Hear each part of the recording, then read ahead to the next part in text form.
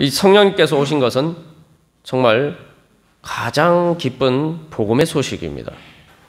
왜 그럴까요?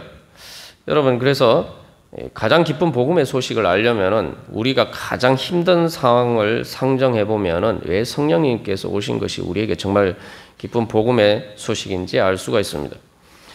그래서 인생의 가장 힘든 순간, 우리가 죽음의 순간을 한번 가정해 보도록 하겠습니다. 그래서 꼭 죽음의 순간은 죽는 순간뿐만 아니라 우리의 삶이 정말 죽고 싶도록 괴롭고 힘든 그런 삶의 자리에 있을 때가 많죠.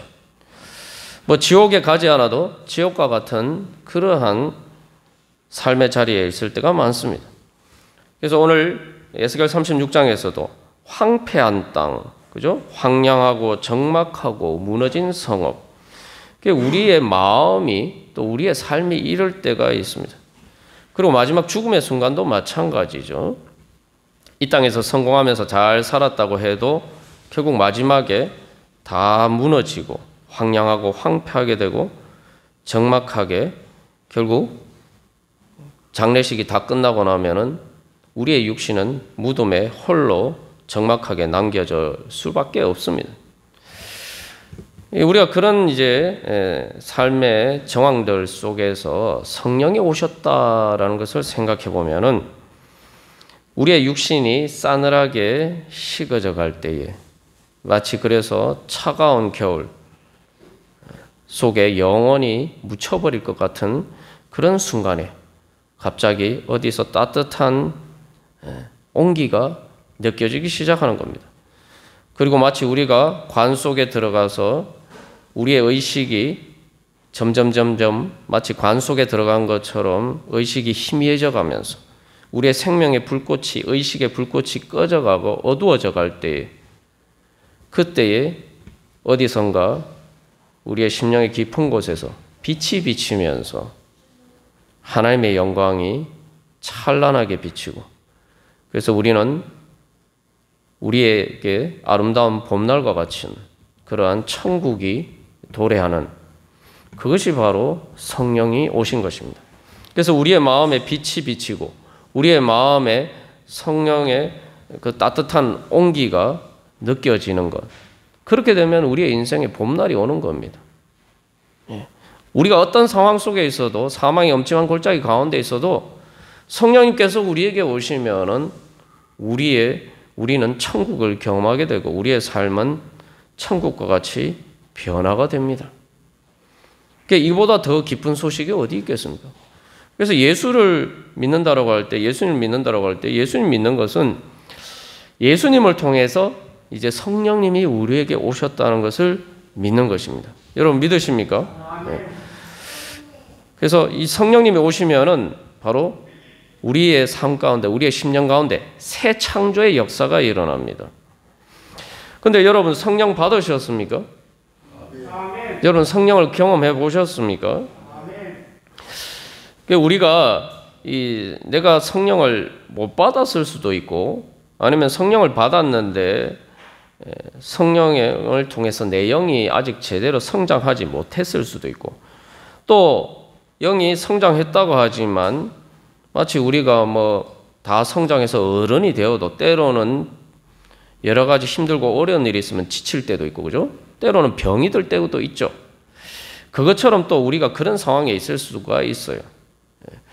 그래서 우리는 처음에 성령 받는 과정을 오늘 말씀을 통해서 살펴보면서 어떻게 우리가 다시 그 성령 받은 은혜로 우리가 다시 충만하게 될 수 있는지, 더욱더 성장하고 성령 충만하게 될 수 있는지 살펴보도록 하겠습니다.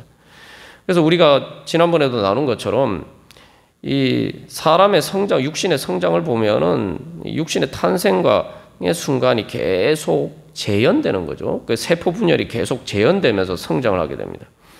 그래서 우리가 이 말씀을 통해서 이 성령을 받는 과정, 또 성령 충만하게 되는 과정을 통해서 내 자신의 삶과 비교해보고 우리가 어디에서 문제가 생겼는지 한번 점검해보고 그리고 그 성령을 다시 못 받았다면 혹시 성령을 받고 또 성령을 통해서 내 영이 성장하고 또 성령 충만하게 되기를 찾고 구할 때에 주님께서 그 은혜 주실 줄 믿습니다.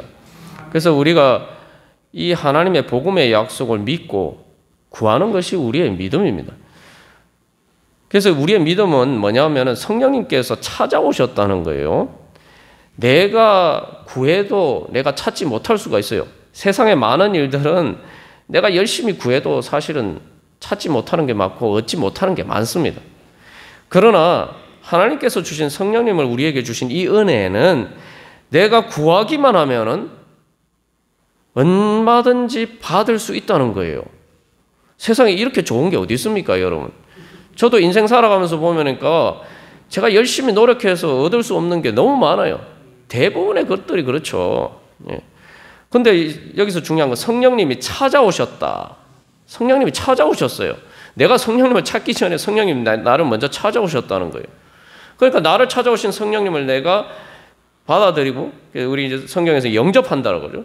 그리고 내가 그 성령님을 구하고, 그래서 내가 받으면 되는 거예요. 그래서 성령 구한다라는 표현을 썼지만 사실은 정확하게 얘기하면 성령님의 은혜를 구하는 것은 성령을 받는 겁니다. 그래서 성령을 받으라 그랬잖아요. 받으라. 주지도 않은데 어떻게 받겠습니까? 그래서 받아야 돼요. 그래서 우리가 믿음으로 그런 믿음으로 주님 앞에 나가기를 간절히 소망합니다. 그래서 여러분 한번 생각해 보십시오. 아니 성령님이 오시면은 그렇게 놀라운 내 삶의 새 창조가 일어나는데 왜 우리가 그것을 구하지 않을 이유가 뭐가 있겠습니까? 예. 설사 제대로 믿음이 안 가더라 하더라도 여러분 구해서 받으면은 우리가 흔히 하는 말로 대박 아닙니까? 예? 우리가 세상에서 내가 구해도 얻지 못하는 것을 한번 그래도 얻어보려고 하다못해 로또 복권이라도 사고 그러는데 우리가 하나님께서 주신 이 은혜를 한번 믿고 구해봐야 되지 않겠습니까? 안타까운 것은 많은 사람들이 이것을 믿지 않는다고 구하지도 않는다고. 안 믿어도 이런 약속이 주면 일단은 한번 시도는 해봐야 되는 겁니다. 오늘 말씀을 통해서 그래서 성령을 구하시기를 바랍니다. 그래서 첫 번째로 성령을 통해서 우리에게 주시는 은혜는 한마디로 말하면 부활의 은혜입니다. 부활. 그래서 성령의 바람을 통해 타고 천국의 복음 말씀의 씨앗이 내 마음에 뿌려집니다. 그래서 성령님께서 먼저 찾아오셨다라고 말씀드렸습니다만 여러분들이 교회에 나올 때에 내가 내 생각으로 교회에 나왔다 생각하지만 여러분 성령의 역사가 없으면 교회에 나올 수가 없습니다. 여러분 한번 생각해 전도해 보십시오. 교회 나오라 그런다고 사람들이 잘 나옵니까? 전도만큼 어려운 게 없어요. 네? 전도한다고 다 교회에 나오는 게 아닙니다. 그런데 왜 많은 사람들은 그런 마음이 안 생기는데 나는 어떤 이유에서든지 교회에 예배 드리러 첫 발걸음을 떼고 또 그렇게 나아가게 되었다? 이건 내 마음으로 할 수가 없는 일이에요. 내 마음이라고 생각하지만 성령님께서 우리 안에 역사를 하셔서 우리를 불러주셨기 때문입니다. 그러니까 우리가 교회에 나올 때마다 예배당에 나올 때마다 그것을 우리가 먼저 인정을 해야 돼요. 믿어야 돼요. 나에게 은혜 주시려고 하나님 날 부르셨구나.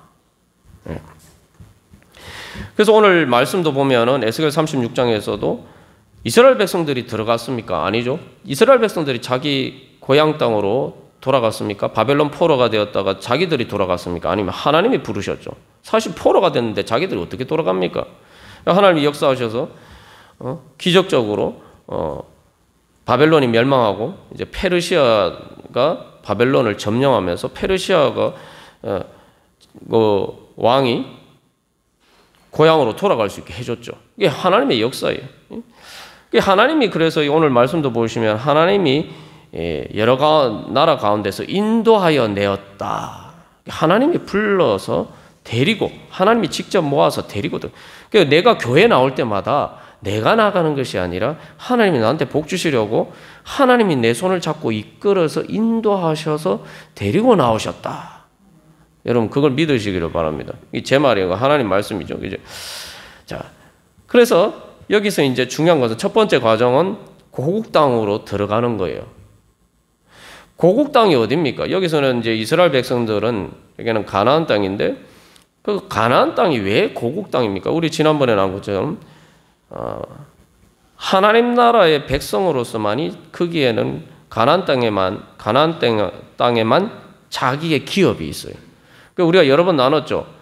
이 땅에 아무리 많은 게 있어도 이 땅에 내 땅은 없습니다. 여러분 부동산 등기부에 여러분 명의로 된 땅이 많이 있어도 내가 죽는 순간 명의자가 바뀝니다. 뭐 중국의 공산당은 뭐 소유권 거기는 뭐 소유권이 이 어느 정도 기한이 정해져 있습니다. 우리나라는 정해져 있지 않죠. 우리나라는 이제 자본주의이기 때문에 시장 경제이기 때문에. 그래도 중요한 것은 아무리 국가에서 네 땅을 네가 소유한 이상 계속 너 소유로 인정해주겠다 이렇게 얘기해도 소용이 없어요. 내가 죽는 순간 명의자가 부동산 등기부의 명의자가 바뀝니다. 상속의 경우에는 내 명의를 안 바꿔도 내 이제 상속 등기를 안 해도 내 명의가 있어도 자동적으로 법적으로 상속인에게 명의가 변경이 된 것으로 인정이 됩니다. 이 땅에서 내 땅이 없어요. 진짜 내 땅은 천국에만 내 땅이 있는 거예요. 영원한 내가 영생을 얻어야지. 천국에만 내 땅이 있는 겁니다. 그래서 그게 진짜 그러니까 뭐예요? 진짜 그것이 내 고향이에요. 내 고향이라는 게 단순히 뭐 부모님이 계시다고 해서 고향입니까? 부모님 계시다는 거 뭐 삶의 근거지가 있는 거죠. 내가 돌아가면은 내가 내 조상으로부터 물려받은 땅이 있고, 그죠? 내가 뭔가 터전을 잡을 수 있는 기반이 있는 곳이. 우리에게 그런 곳은 어떤 곳이냐? 세상에 그런 곳은 없습니다. 그러나 하나님 나라는 바로 우리에게 그런 곳이죠. 왜냐하면 그곳에는 영생이 있기 때문에. 그래서 하나님께서 그 고국 땅으로 부르십니다. 여기서 중요한 건 또 하나님이 그래서 이 고레스 왕을 통해서 그렇게 돌아가라 이야기를 했단 말이죠. 왕이 조서를 내렸는데 중요한 건 다 돌아간 게 아니에요. 이것도 그 말을 듣고 돌아간 사람만 돌아갔어요. 그러니까 우리가 이게 뭐냐면 복음을 처음에 받고 너 고향 땅으로 돌아와라. 그 고향 땅이 어디냐? 천국입니다. 하나님이 이제 내 아버지가 되는 거죠. 하나님을 내 아버지라고 인정하면은 내 고향은 어디입니까? 하나님 아버지 집이 내 고향 아니에요. 그죠? 하나님 아버지 집이 어디입니까? 천국이고 하나님 나라 아닙니까? 그리고 그 천국과 하나님 나라가 이 땅에 펼쳐져 있는 곳이 바로 그 하나님 집에 쉽게 말하면 하나님 집으로 들어가는 문과 같은 곳이, 그 현관과 같은 곳이 바로 교회예요. 이 땅에 있는 교회가. 그래서 이게 오늘날 우리들에게 적용하면은 고국 땅으로 돌아가는 것은 이제 교회에 나가기 시작하는 거예요. 자, 그러면은 그 다음에 이제 우리가 바로 하나님께서 주시는 성령의 역사가 이제 은혜를 직접 우리가 이제 받게 되는 거죠. 그래서 첫 번째는 이 고국 땅에 들어가서 25절에서 뭘 해주시겠다고 말씀하십니까? 맑은 물을 너희에게 뿌려서 너희로 정결하게 하고 모든 더러운 것에서 모든 우상 숭배에서 너희를 정결하게 해주실 것이다. 하나님께서 약속하십니다. 그러니까 이건 이제 쉽게 말하면 맑은 물을 뿌린다. 여러분 세례 받을 때 그래서 우리가 물을 뿌리지 않습니까? 바로 세례가 사실은 이것을 상징적으로 보여주죠. 여기서 그런데 여러분 이 맑은 물이 무엇입니까? 우리가 민수기 말씀을 통해서 여러 번 나눴었죠. 이 맑은 물은 구약에서 이 죽음의 시체와 접촉해서 부정하게 된 사람을 정결하게 하기 위해서 붉은 암송아지를 잡아서 태워서 재로 만들어서 그 재를 물을 타서 그걸 뿌리는 거예요. 그죠? 그러면은 시체와 접촉한 부정에서 정결하게 되는 것. 이제 거기에서 이제 그것을 이렇게 묘사한 것이죠. 이게 무슨 말입니까? 예수님의 십자가에서 우리를 대신해서 죽으셔서 제가 되신 그 예수님을 성령의 물에 타서, 그죠? 그걸 우리에게 뿌리는 거예요. 그게 바로 세례 받을 때 물 뿌리는 것 같은 하나님께서 성령을 통해서 우리에게 주시는 은혜입니다. 그래서 여기서 우리가 왜 예수 그리스도를 믿어야 되느냐? 이게 이제 중요합니다. 이 먼저 예수님을 통해서만이 우리가 성령을 받을 수가 있다는 거예요. 이거를 분명하게 여러분 아셔야 됩니다. 성령은 하나님의 거룩한 영이고 그냥 하나님이 뭐 천사들이나 다른 영처럼 뭐 이렇게 우리에게 보내시는 존재가 아니라 성령님은 말 그대로 성령 하나님이에요. 하나님이 우리에게 오시는 거예요. 그런데 하나님은 거룩하신 분이란 말이에요. 우리들 가운데 오실 수가 없어요. 하나님이 우리들 가운데 오실 수도 있어요. 그런데 우리들 가운데 오시면은 마치 빛이 비치면 어두움이 물러가잖아요. 어둠은 존재 자체에도 사라져요. 그것처럼 하나님께서 우리에게 그 거룩하신 하나님이 그냥 우리에게 임재하시면은 우리는 죽습니다, 그냥. 왜냐하면 더럽게 죽음의 부정 가운데 있기 때문에. 그래서 이제 말 그대로 그게 이제 심판이죠. 그래서 여러분, 자꾸 우리는 하나님을 피하게 돼 있어요. 하나님 앞에 나가면은 다 복 받는다 그러는데 왜 자꾸 내 안에 이 하나님 앞에 나가는 것을 주저하게 만들고 때로는 거부 반응을 느끼게 만드는 것들이 있냐? 그게 바로 내 안에 있는 어두움입니다. 왜냐하면 내 안에 있는 죄와 어두움은 하나님의 빛 가운데 나가면 큰일 나거든요. 그건 존재 자체도 사라지게 돼요. 그러니까 자기가 죽으면 안 되니까 뭐요? 우리를 붙들고 있는 거예요. 하나님의 빛 가운데 못 나가도록. 예? 쉽게 말하면 아주 단순하게 여러분 드라큘라 영화를 보면 드라큘라가 밤에만 활동하잖아요. 아침에 햇빛이 비치면은 뭐 이게 막 연기처럼 먼지가 되어서 재가 되어서 다 사라져 없어져 버리죠. 그게 이제 뭐 그냥 뭐 영화에 나오는 한 장면입니다만 그게 아주 상징적인 사실은 영적인 진리를 담고 있어요. 쉽게 말하면 우리 안에 우리의 심령 가운데 이 영의 자리에 성령님이 계셔야 되는 자리에 이 그런 악한 것이 우리를 지배하고 있단 말이죠. 그런데 그게 하나님의 빛이 비치면은 말 그대로 존재 자체가 사라지니까 어떻게든 우리로 하여금 하나님의 빛 가운데 나가지 못하도록 우리의 발목을 잡는 겁니다. 여러분 그거 따라서 사시면은 평생 그렇게 살아야 돼요. 어두운 가운데서 살아야 됩니다. 그러니까 빨리 내가 하나님 앞에 나아가는 것이 뭔가 주저되고 부담스럽고 그럴 때마다 그게 내 마음이라고 생각하면 안 됩니다. 내 마음이 아니고 내 마음, 나를 지배하고 있는 어두운 죽음의 세력이다. 그것들이 지금 내 발목을 잡고 있다. 깨달으시고 빨리 뿌리치고 그럴 때일수록 더 주님 앞에 속히 나와야 됩니다. 안 그러면 여러분 거기에 잡혀서 평생 발목 잡혀서 사는 거예요.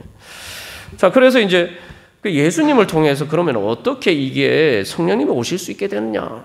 그러니까 우리가 거룩하지 않은 우리가 어떻게 우리 가운데 거룩하신 성령님이 우리 가운데 임재하실 수가 있느냐? 바로 예수님께서 우리를 통해서 우리의 모든 죄와 죽음을 대신하셔서 다 예수님께서 지셨죠. 이걸 조금 더 이제 구체적으로 얘기하면 이제 세례 받을 때 우리가 첫 번째로 고백해야 되는 것은 우리가 죄인임을 고백해야 되는데 하나님과 함께 할 수 없는 죄인임을 고백해야 돼요. 그게 뭐냐면은 다른 말로 하면 하나님 나라 천국은 거룩하신 하나님이 계신 곳이기 때문에 죄인인 나는 갈 수가 없어요. 우리가 여러 번 나누었지만 사람들이 뭐 하나님 천국에 보내주시면 되지 이렇게 얘기하는데 아니 여러분 생각해 보십시오. 여러분의 삶에 여러분 자신이나 여러분의 가정이나 여러분의 삶에서 여러분의 삶을 지옥으로 만드는 게 누굽니까? 예? 지옥으로 만드는 게 누굽니까? 아니 뭐 가뭄이 들어서 태풍이 불어서 뭐 전쟁이 나서 물론 그런 것도 있죠. 그런 것이 없을 때도 없으면 우리의 삶이 다 행복합니까? 그런 것 없으면 우리의 삶이 행복해야 되잖아요. 그런데 왜 우리의 삶이 천국과 같이 되지 않을까요? 우리는 다른 사람들 때문이라고만 자꾸 생각하는데 문제는 죄가 내 안에 있기 때문에 여러분 한번 생각해봐요. 나 같은 사람끼리 모여 살면은 천국이 될 수 있을까? 한번 생각해 보십시오. 나 같은 사람끼리 모여 살면은 천국이 될 수 있을까? 저는 솔직히 말해가지고 별로 자신 있게 대답을 뭐 조금 괜찮을 수 있을지는 모르겠지만 천국이 될 수 있다고는 자신할 수가 없어요. 하나님이 천국을 안 주시는 게 아니에요. 내 스스로가 지옥을 만들고 있는 거예요. 그런 사람들끼리 모여서 뭐 어떻게 천국에 가도 살 수가 없어요. 왜냐하면 이 코드가 안 맞아서. 그러면 이게 도대체 방법이 없는 거 아닙니까? 그죠? 그래서 예수님을 보내주신 거죠. 그럼 예수님을 보내주시면 어떤 방법을 주셨나? 이제 생각하면 이제 세례 받을 때 그래서 우리가 저는 성령을 받을 수 없는 죄인입니다. 그리고 본질적으로 여기서 이제 더러운 것에서 정결하게 해주는데 더러운 것이 아니라 부정한 것을 이야기하는데 부정에 대해서 우리가 앞에서 여러 번 나눴죠. 부정은 뭐라고요? 죽음과 관련된 거예요. 죽음의 그림자예요. 부정하다는 건 뭐냐 하면은 내가 더럽게 사는 더러운 거게 된 건 뭐냐 하면 죽음은 끝이라고 생각하는 거예요. 죽음은 다 끝이라고 생각하고 살면은 다시 말하면은 그러면은 부정한 거예요. 그래서 이 사실을 성경에 뭐 부정함에 대해서 이제 부정함의 정결에 어떻게 정결하게 되느냐 이 레위기에 쭉 말씀이 나와서 우리가 이제 뭐 수요일들에 그 말씀을 통해 살펴보았습니다만 여러분 한 가지 중요한 것은 내가 하나님을 만나지 않으면은 부정을 통해서 정결하게 될 필요가 없습니다. 내가 하나님의 백성으로 하나님의 보호하심이 있는 그 하나님 나라에 하나님의 그 보호하심의 울타리 안에서 살 생각이 없으면은 나는 굳이 정결하게 될 필요가 없어요. 부정해도 상관없어요. 부정은 어떤 경우에 문제가 되느냐?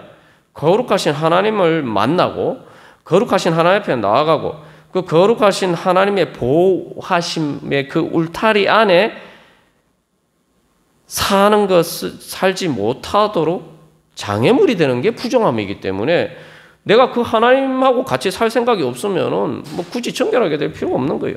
다시 말하면 죽으면 끝이라고 생각하고 그냥 뭐 이렇게 살다가 뭐 죽지 이렇게 생각하면은 정결하게 될 필요가 없는 거예요.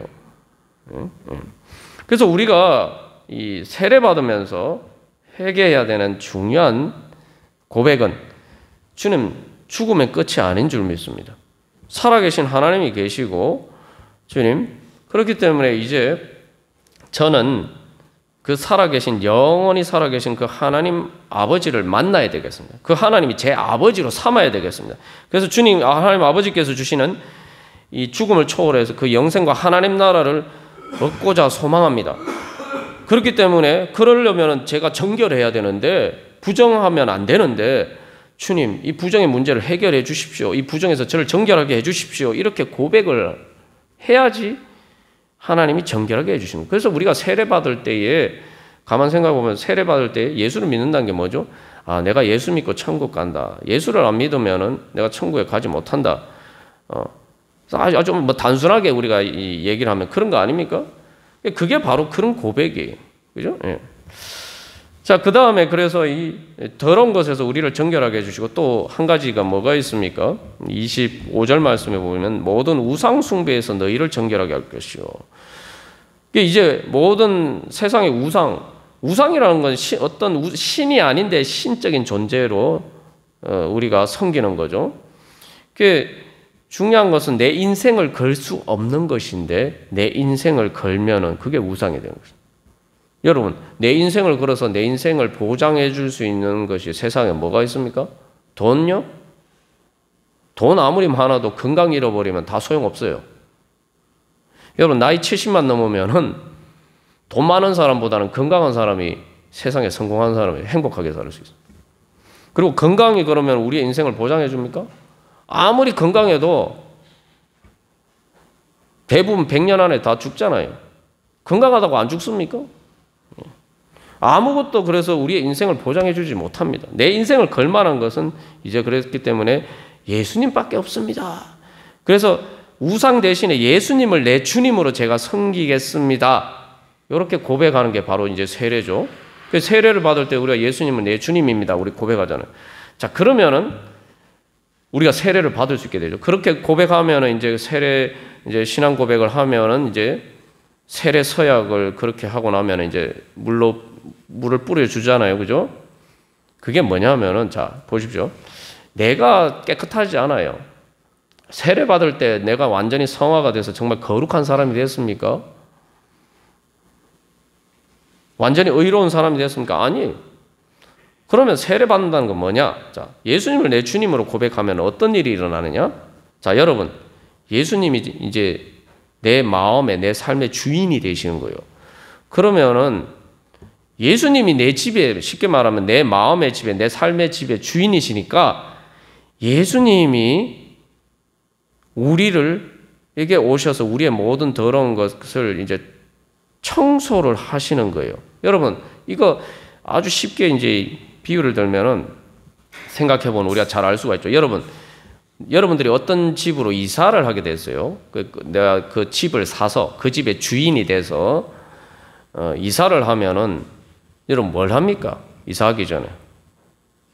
그 다 뭐 이렇게 이제 그 앞에 살던 사람이 이사 나가고 나면 집 수리를 하고 청소하고 그죠? 뭐 벽지도 새롭게 바르고 다 하잖아요. 그 왜 그렇게 합니까? 내가 살 집이니까 그렇잖아요. 내가 주인, 특히 이제 내가, 그리고 여러분 또 이 전세로 들어가면 그걸 누가 해주죠? 집주인이 해줘야 돼요. 왜냐? 왜 집주인이 해줍니까? 주인이니까. 주인이니까 하는 거예요. 그래서 내가 예수님을 이제 내가 주님으로 고백하면은 예수님이 내 마음, 심령의 내 삶의 주인이 되시니까 예수님이 오셔서 예수님이 청소를 하시고 쉽게 말하면 내 마음에 성령님이 거할 수 있도록 쉽게 말하면 다 리모델링 하시고 그렇게 하시는 거예요. 그러니까 이게 이제 예전에도 우리가 예를 들었습니다만 여러분 조그만 아이들이 누가 씻겨줍니까? 아주 어린 아이들은 자기가 못 씻죠. 누가 씻겨줍니까? 부모가 씻겨주잖아요. 그래서 예수님이 저의 주님이십니다 하면은 예수님이 이제 그래서 저의 주님이십니다 하면은 이제 지금까지는 예수님이 주님이 아니었단 말이에요. 근데 이제 집 명의가 바뀌었어요. 예수님이 주님이십니다 하고 이전에는 제 종으로 사는 자기가 주인이라고 생각하는데 사실 자기가 주인이 아니죠. 여러분 자기가 주인이면은 자기 마음을 잘 다스려서 내 마음도 마찬가지고 내 가정도 마찬가지고 천국처럼 그렇게 만들 수 있었어야죠. 왜 우리가 그렇게 못 만듭니까? 내가 제 종이었으니까 그런 거예요. 나는 행복하기를 바라는데 행복하게 내 삶을 그렇게 만들지 못하는 거예요. 내가 종이니까. 근데 이제 예수님을 주님이라고 고백하면 예수님이 나를 지배하던 죄를 쫓아내시고 예수님이 이제 내 주인이시기 때문에 내가 이제 내 주님이다 하고 내 문을 열면은 예수님이 이제 오셔서 내 집을 청소해 주시는 거예요. 그게 바로 오늘 말씀에 정결하게 해주신다. 여기 그래서 너희로 정결하게 하는 게 이스라엘 백성들이 자기들이 회개해서 정결하게 하는 게 아니에요. 하나님이 깨끗하게 씻겨주시고 정결하게 해주시는 겁니다. 그 다음에 이제 하나님이 제 아버지입니다. 하나님 아빠 아버지 이렇게 하면은 하나님이 아버지시니까 하나님이 나를 씻겨주시는 거예요. 내가 못 씻으니까. 세례받으면 아직 우리가 이제 뭐 세례받을 이유도 마찬가지입니다. 이제 하나님이 내 아버지니까 하나님이 내 아빠 엄마처럼 날 씻겨주시는 거예요. 그러면은 우리가 완전히 깨끗하게 되지는 않지만 이제 그 성령님이 거하실 수 있는 이제 공간이 깨끗한 공간이 마련이 되는 거예요. 그래서 그 자리에 바로 성령님이 임재하시는 겁니다. 그래서 26절에 보시면 새 영을 너희 속에 두고 그다음에 새 마음을 너희에게 주고 근데 이게 무엇을 통해서 내 영을 너희 속에 두어 내 영이 뭡니까? 하나님의 영 성령님이시. 그래서 앞에서 그런 과정이 이루어지면 그래서 예수님을 통해서 우리가 성령을 받을 수가 있는 거예요. 그러니까 예수님이 오신 것이 왜 우리에게 복음이냐? 예수님을 통해서 성령님이 우리에게 내 마음에 오셔서 예수님이 나의 모든 죄와 사망, 죽음의 모든 것들을 다 지고 가신 것이 이제 진짜 내 것이 되겠기 때문에 성령님을 통해서 이게 그 예수님이 하신 일이 나를 위해서 하신 일이 진짜 내 삶의 실현이 되어 가는 거예요. 그러니까 예수님이 하신 일이 내 삶에 실현되어 가도록 하시는 것을 그게 바로 성령님이 하시는 일이에요. 이제 그때부터는 이제 새로운 삶의 시작이에요. 천국이 이제 시작이 되는 거예요. 예. 그래서 이 예수님을 통해서 성령님이 임하는 것을 우리가 다른 관점에서 보면은 말씀의 씨앗이 성령의 바람을 통해서 우리의 마음에 뿌려집니다. 그러면은 그동안 그런 마음이 안 들었는데 내가 예수를 한번 믿어봐야겠다. 교회에 한번 나가봐야겠다. 뭐 이런 생각이 드는 거예요. 그게 벌써 내 마음에 성령님을 통해서 내 마음에 이 생명의 싹이 트기 시작한 거죠. 그죠? 그래서 이 하나님이 예수님을 말씀이라고 하는데 그래서 우리가 다 이렇게 복음을 전하는 말씀을 들었고 그것을 통해서 성령을 받게 되죠. 근데 이 말이라는 걸 가만 생각해보면 여러분 말을 하려면 뭐가 필요합니까? 일단 마음이 있어야 되죠. 마음. 내가 어떤 것을 의사를 전달하고 내 뜻, 내가 이제 전달하고자 하는 생각이 있어야 되죠. 근데 그것을 어떻게 전달합니까?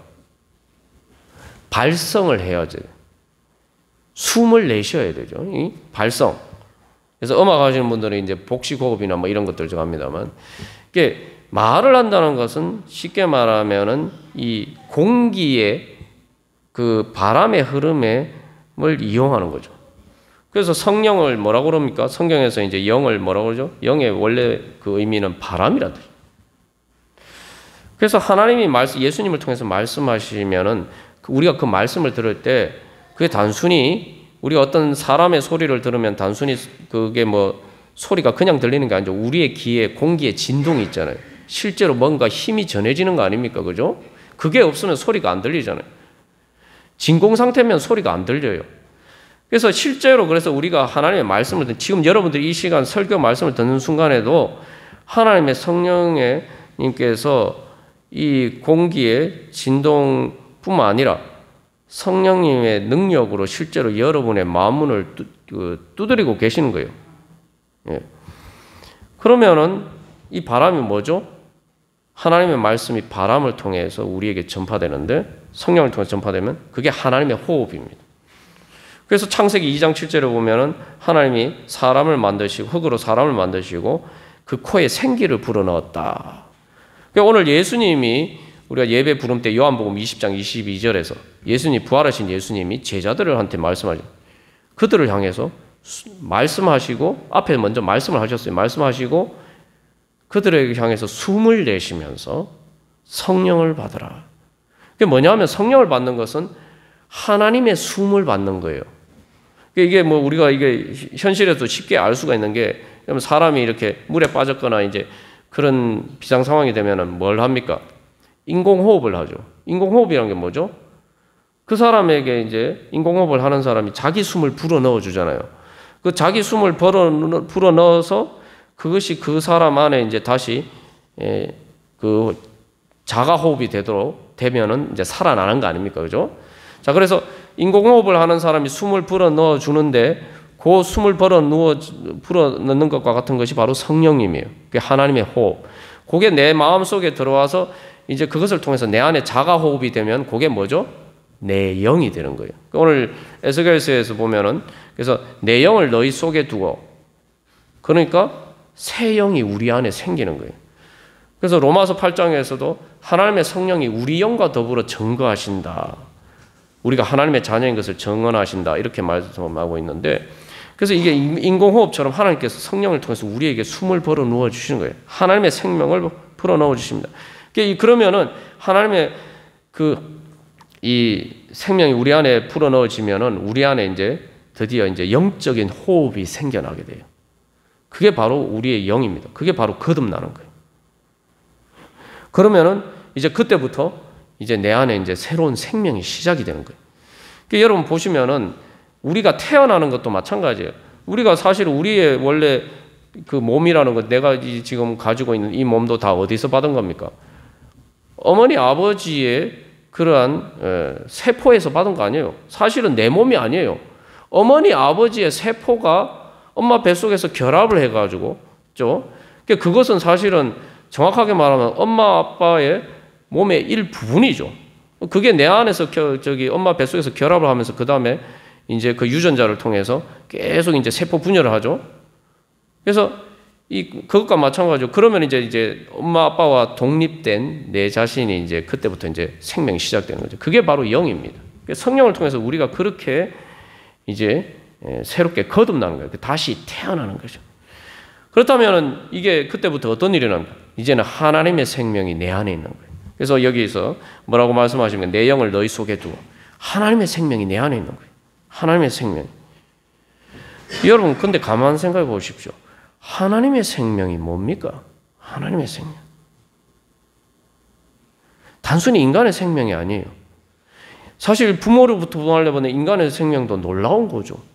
그 생명이 있으면은, 그 유전자가 있으면은, 사실은 어린아이가 엄마 뱃속에서부터 뭐 이 어른이 될 때 클 때까지 얼마나 우여곡절이 많습니까? 세상에 얼마나 비바람이고 얼마나 많은 죽을 고비가 얼마나 많아요. 근데 중요한 것은 그 생명이 있으면은 때로는 뭐 아파서 막 죽을 것처럼 했는데도 생명이 붙어 있으면 다시 살아나요.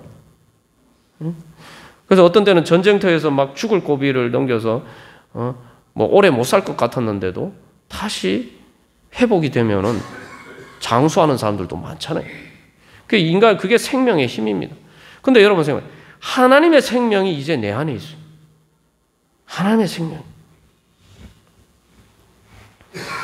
이 말 그대로 이건 하나님의 생명입니다.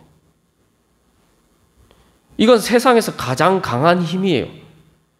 하나님의 생명이기 때문에 이 세상의 그 어떤 것도 사도 바울이 로마서 8장에서 고백하는 그 어떤 것도 우리를 하나님의 사랑에서 끊을 수 없다. 다른 말로 하면 그 어떤 것도 성령이 우리 안에서 성령의 하나님의 생명을 죽일 수가 없다는 거예요. 왜냐하면 그건 하나님의 생명이기 때문에. 육신을 죽이는 그러한 죽음의 권세조차도 그 하나님의 생명의 불꽃은 끄트리지 못하는 거죠. 그래서 영원히 꺼지지 않는 생명의 불꽃이. 그것이 비록 우리 안에 아주 작게 우리 마음속 깊은 곳에 감추어져 있다 하더라도 그 불씨가 있으면은 우리는 죽지 않습니다. 그래서 우리가 죽음의 순간에 내 이 겉에 표면적으로 보이는 내 육신이나 모든 것들이 다 사라져도 다 불타서 마치 화장장에서 이 화장이 되어서 다 불타서 재가 되어도 우리의 심령 가운데 하나님의 생명이 있으면 그 생명을 통해서 우리는 천국에서 다시 부활하는 거예요. 근데 이제 우리가 이제 자꾸 세상에 살다 보면은 이 눈에 보이는 것들을 보다 보면은 그것이 내 안에 감추어져 있는지 때로는 있는지 없는지도 잘 모를 때가 많다. 중요한 것은 어쨌든 내가 성령을 받으면은 그건 하나님의 영이기 때문에 아무것도 그걸 이길 수 없고 그 불꽃을 꺼트릴 수가 없다는 겁니다. 그러니까 그것은 가장 힘이 되고 큰 힘이 되고 그래서 영이라는 것은 내 영은 뭐냐면은 그래서 하나님의 생명은 하나님께서 다스리시는 권세예요. 이제 내 영이 다시 태어나면은 내 영이 아직 어려서 그렇지 내 영이 성장하면은 내 영은 내 마음과 생각과 내 그 감정과 의지를 지배하고 내 행동을 지배하고 내 삶을 지배하는 힘이 돼요. 하나님의 권세가 내 영을 통해서 그렇게 그 권세가 나타나면 어떻게 됩니까? 그게 바로 하나님 나라가 이루어지는 거죠. 그래서 이 성령의 영을 통해서 내 영이 거듭나면은 내가 이제는 예전에 죄에 맨날 포로가 돼서 질질질 끌려가 다니면서 살았는데 이제 영이 거듭나게 되면은 그것을 자유하게 되고 이제 내 마음을 내가 다스릴 수 있게 돼요. 여러분 뭐 주로 생각도 다스리고 감정도 이제 다스릴 수 있게 돼요. 옛날에는 뭐 이 영을 잘 모를 때는 내가 뭐 분하면 무조건 이 분노를 표출해야 된다 이렇게 생각하는데 그건 성령을 모르니까 그런 거예요. 이제 내 영이 있으면은 내가 내 영의 힘으로 그걸 내 감정도 다스릴 수가 있어요. 내 의지도 바뀌어요. 그런데 그러면 내 삶이 바뀌어요. 문제는 이제 내 영이 그렇게 될 수 있도록 이제 성장하느냐. 요 과제만 남은 거죠. 그래서 이 영은 말 그대로 하나님의 다스리는 능력인 거예요. 생명은 힘입니다, 여러분. 생명은 힘이에요. 그래서 힘이기 때문에 그것은 다스리는 권세입니다. 이제 하나님의 생명이 내 안에 있다는 것은 온천하 만물을 다스리시는 천지를 창조하신 그 하나님의 힘이 이제 내 안에 있다는 거예요. 우리의 소망이 바로 거기에 있는 겁니다. 그래서 성령이 오셨네, 성령이 오셨네. 왜 찬양하게 되면 그전에는 뭐 저도 경험했습니다만 이게 그 성령의 은혜를 받기 전에는 말 그대로 내 마음도 내가 못 다스려서 이제 이 지옥 같은 내 마음 때문에 내 인생 끝났구나 뭐 이렇게 생각했단 말이죠. 그런데 이제 예수님이 나의 구세주, 예수님 말고는 방법이 없다는 걸 깨닫게 되고, 그래서 예수님을 통해서 예수님 믿고 구하는 가운데 성령의 은혜를 받고 거듭나게 되고, 거듭남의 은혜를 받게 되니까 이제는 내 마음 안에 하나님의 나라가 시작되는 거예요. 내가 예전에 다스릴 수 없었던 내 마음을 이제 다스릴 수 있는 힘이 생기고, 그리고 그것을 통해서 결국은 이제 내 삶은 이제 앞으로 하나님 나라로 하나님 천국이 이루어져가는 삶이 되겠구나. 그 삶의 소망이 생기는 거죠. 하나님께서는 오늘도 우리에게 그 은혜 주시기 위해서 예수님을 보내주시고 예수님을 통해서 성령님을 보내주셨습니다. 우리 그 은혜 간구하는 마음으로 우리 주보 3면에 있는 한 주간 기도문 1, 2, 3, 4, 5, 5가지 있는데 우리 번갈아 가면서 저와 여러분들이 읽도록 하겠습니다. 1번 제가 먼저 읽도록 하겠습니다. 성령의 생명으로 제 영이 살아나게 하시고 옥토와 같은 믿음으로 자라가게 하소서.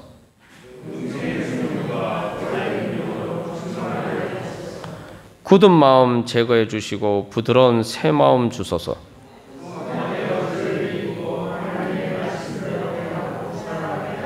우리 다 같이 한 목소리로 받들어 읽도록 하겠습니다. 새 창조의 능력으로 삶 속에서 하나님 나라를 이루어 가게 하소서.